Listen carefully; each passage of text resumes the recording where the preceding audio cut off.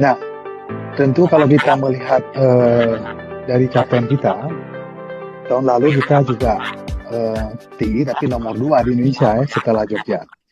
Tahun ini kita melampaui dari Jogja. Bahkan kita tertinggi secara nasional untuk daerah. Pertama, kalau kita melihat dari eh, indikator ini kan mengukur satu wilayah atau negara tentang capaian pembangunan kalau secara itu Human Development Index.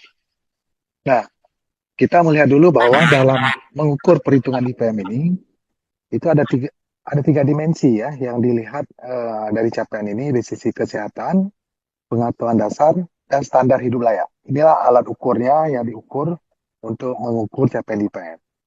Nah, tentu dari capaian ini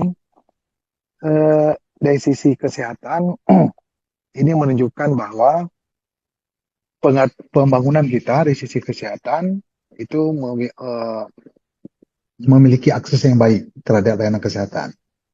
Yang kedua juga dari sisi pendidikan, ini kan juga diukur eh, mengenai pendidikan rata-rata lama sekolah dan harapan lama sekolah. Nah, kalau kita melihat di pendidikan, ini standar pendidikan kita juga yang diharapkan, harapan masyarakat, Pak, itu sampai mencapai 19 tahun. Ya, dari angka yang disajikan itu. Artinya sisi harapan itu sangat tinggi, Pak. Masyarakat Kota Banda Aceh mengharap pendidikannya yang sampai levelnya mungkin S3 gitu. Nah, dari sisi pendidikan rata-rata lama sekolah, ini menunjukkan di angka 13, sekian masalah. Berarti hampir memasuki S2 lah.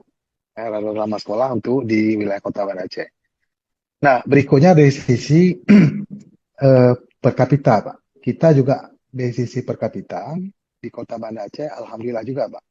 Ini capaian kita juga sangat tinggi di Provinsi Aceh itu mencapai 98 juta per kapita.